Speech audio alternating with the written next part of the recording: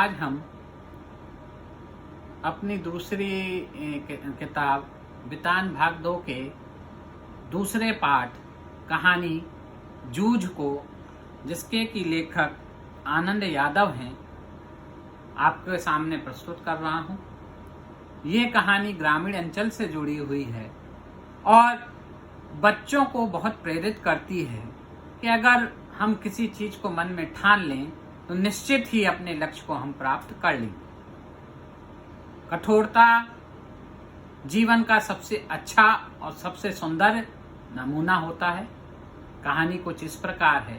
कहानी के मुख्य किरदार है आनंदा, जो बच्चा है जिसकी पढ़ाई रोक दी गई है।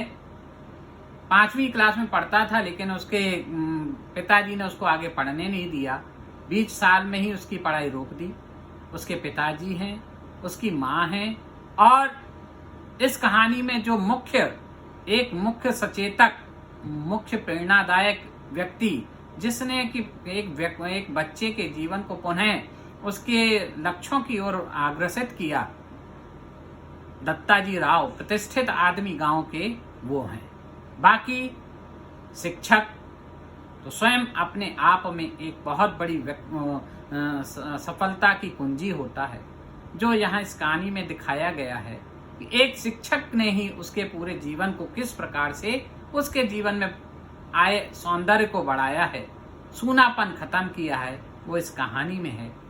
कहानी इस प्रकार से है कि जो बालक है आनंदा, वो पढ़ना चाहता है, लेकिन उसके पिताजी जो हैं वो उसको पढ़ाना नहीं चाहते, जिन्हें वो दादाजी कहता है। गांव में अपने पिताजी को दादाजी लोग ज्यादातर उच्चारित करते हैं, तो वो उनको पढ़ाना नहीं चाहते हैं। वो कहते हैं कि तू पढ़ लिख के क्या करेगा, बेकार की बातें हैं, और खुद तो घूमते फिरते रहते, इधर उधर अपने मौज मस्ती करते हैं, और उससे कहते हैं तू खेती के सारे काम काज कर। वो लड़का पढ़ने में बहुत इच्छा रहती है, माँ भी उसकी चाहती है कि ये पढ़े, लेकिन वो पिताजी उसको पढ़ने नहीं देते हैं, काम कराते रहते हैं। दिवाली का अवसर है, सबसे पहले कोल्हू चला लिया जाता है। कोल्हू वो चीज होती है जिससे गुड़ बनाया जाता है। आप अगर गांव से जुड़े बच्चे हैं तो वो जानते होंगे कि जब गुड़ को, गन्ने को पिराया जाता है, उसमें से रस निकाला जाता है, उसके बाद एक प्रोसेस पूरी होती है, उसके बाद गुड़ बनता है, तो वो कोल्हू चलाया जाता है। तो वो सबसे पहले इसके यहाँ ही चलाया जाता था, और ये लड़का बेचारा चला के उसको बाजार में फिर गुड़ बेचने जाता था। उसके पिताजी उसके किसी भी सहयोग नहीं देते थे, उल्टा इतना ज्यादा उनका डर था, ये बच्चा उनसे बोलने से, परिवार में उनकी पत्नी वगैरह कोई भी उनसे नहीं बोल पाता, सब घबराते थे।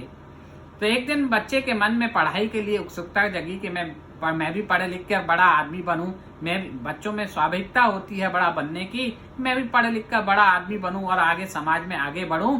तो उसने अपनी माँ से कहा कि माँ, मैं पढ़ना चाहता हूँ। तो उसकी माँ, जो गांव की महिला है, बहुत अच्छा, स्त्री का बहुत अच्छा यहाँ पर स्वरूप दिखाया गया है कि वो कहती है कि हाँ बेटा, मैं भी चाहती हूँ तुम पढ़ाई लिखाई करो, लेकिन तुम्हारे पापा से बात करने की मेरी हिम्मत नहीं है, वो हमको समझेंगे नहीं और अभद्र व्यवहार करेंगे, इसलिए हम नहीं कह सकते।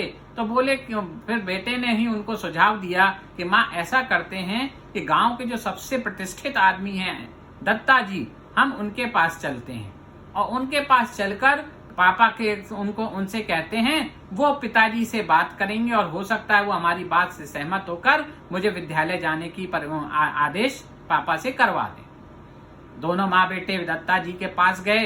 दत्ता जी ने देखा तो पूछा, माँ बेटे ने पूरा वृत्तांत बताया कि किस प्रकार से वो बच्चा कह रहा कि मैं पढ़ना चाहता हूँ, लेकिन पिताजी मुझे पढ़ने नहीं देते हैं, दिन भर खेती में लगाए रखते हैं और अन्य काम कराते हैं, खुद इधर से उधर घूमते हैं, कोई काम नहीं करते हैं, तो मैं पढ़ना चाहता हूँ। तो दत्ता जी बोले, अच्छा तुम पढ़ना चाहते हो तो ठीक है, शाम को तुम्हारे पिताजी जब आए तो उन्हें मेरे पास भेजना।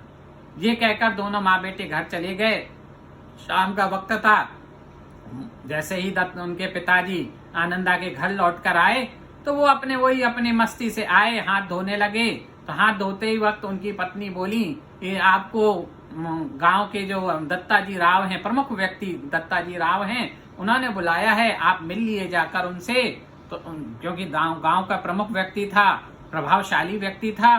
तो उनका नाम सुनते ही उनके पिताजी घबराए, बोले क्यों, क्या क्या क्या बात हो गई। लेकिन फिर भी उन्हें, अच्छा तुम खाना बनाओ, मैं अभी मिलकर उनसे आता हूँ। वो दत्ता जी के पास गए।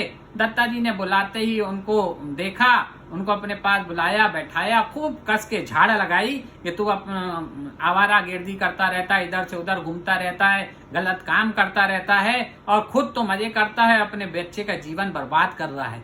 तेरा बच्चा बहुत अच्छा है, पढ़ना चाहता है और तू उसे पढ़ा। वहां दत्ता जी और उनमें चल रही थी बात। इधर माँ बहुत देर हो गई तो माँ ने आनंदा से कहा कि जाओ और जाकर बुला के लाओ, रोटी बन गई है पापा को।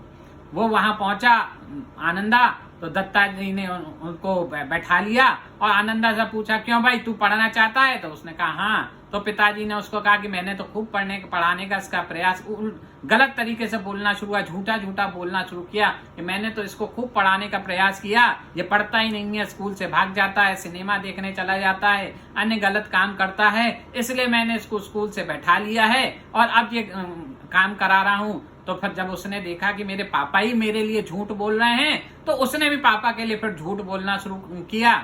तब अंत में जाकर जब माँ बाप बेटे में ज्यादा ही झगड़ा दत्ता जी के सामने होने लगा, तो दत्ता जी ने कहा नहीं, अब इसका एक ही बात है कि मैं जब कह रहा हूँ कि अब ये लड़का पढ़ने जाएगा, इसको कल से पढ़ने भेजो। तो बोले ठीक है, मैं आपके कहने पे इससे पढ़ने को भेज दूंगा, लेकिन मेरी एक शर्त है। पिताजी ने कहा, क्या शर्त है? बोले मेरी शर्त है कि ये विद्यालय जाने से पहले खेती के सारे काम करेगा और लौट कर आकर खेती के काम करेगा। तो अगर जैसे ये मान्य हो तो ये जा सकता है, वरना ये नहीं जाएगा। दत्ता जी ने बच्चे की तरफ देखा। आनंदा तुरंत, क्योंकि उसको विद्या पढ़ना की इच्छा थी, उसको बस इतना ही आदेश मिलना था, वो बड़ा खुश हुआ, बोला हाँ हाँ मैं कर लूंगा, और वो तो उसने मान लिया। अगले दिन वो विद्यालय गया, सुबह सुबह अपना खेती का काम करके विद्यालय पहुंचा। क्योंकि उसने 5वीं क्लास में था और 2 महीने पहले ही उसको हटाया गया था, उसके पढ़ने से मना किया गया था। तो जब वो पहुंचा तो उसका उस तरीके से थोड़ा नुकसान हो रहा था, तो वो कमजोर था, बच्चों के सामने वो कमजोर था। उसके जो कक्षा अध्यापक थे वो मंत्री साहब थे, वो बहुत ही सख्त किस्म के मास्टर थे, क्योंकि वो गणित के मास्टर थे, तो उनमें बहुत ज्यादा सख्ती करते थे।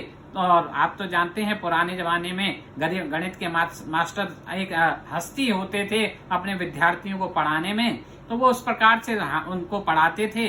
कक्षा में एक बहुत ही अच्छा विद्यार्थी था जिसका नाम वसंत पाटिल था। शुरुआत में वो इसका मित्र नहीं था, लेकिन वो इतना तेज था पढ़ने में कि जो उसके कक्षा अध्यापक और गणित के टीचर थे वसंत पाटिल, वो उसी से सारी बच्चों की कॉपियां चेक कराते थे, उसी से बच्चों को दिखवाते थे, पढ़वाते थे।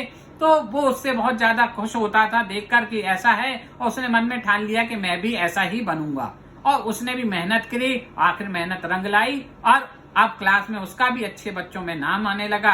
वसंत पाटिल से उसकी दोस्ती हो गई और वो बहुत अच्छे तरीके से उसको भी एक अधिकार स्वरूप उसको भी गणित के मास्टर साहब ने एक अधिकार दे दिया बच्चों को पढ़ाने का।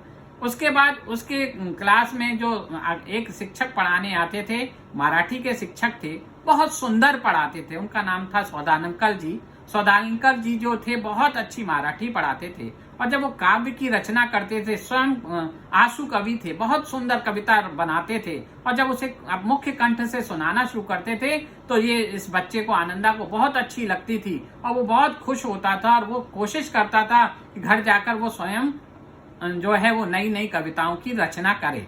और इसलिए वो अकेले का, जब पहले तो उसे अकेलापन काटने को दौड़ता था, क्योंकि खेती बाड़ी में वो क्या करे, गाय भैंसे चराना और इन सब में तो अकेला उसको अच्छा नहीं लगता था। लेकिन अब क्योंकि वो भी कहानी बनाना, कविता बनाना सीख रहा था मास्टर साहब से, तो उसको बहुत अच्छा लगता था। वो धीमे धीमे वो भी कविता बनाने लगा, मास्टर को अपने दिखाने लगा। सौदानकर जी के व्यवहार और उनके काव्य को देखकर उसे इतना ज्यादा प्रभावित हुआ कि उसने उन्हीं के स्वरूप अपना को धारण किया, और अंत में एक सुंदर सफलता प्राप्त कर उच्च अंकों के साथ उसने अपनी परीक्षा प्राप्त की, और अपने लक्ष्य को प्राप्त कर उसने इस पाठ में जो जूझ शीर्षक है उसको साकार किया। यानी अगर हम अपने जीवन में जूझ जाएंगे, किसी चीज को पर संघर्ष करेंगे, तो सफलता हमें अवश्य मिलेगी। अंतिम एक शेर मैं आपके सामने कहना चाहता हूं, जो इस कविता, इस पाठ के लिए बिल्कुल सटीक कहा गया है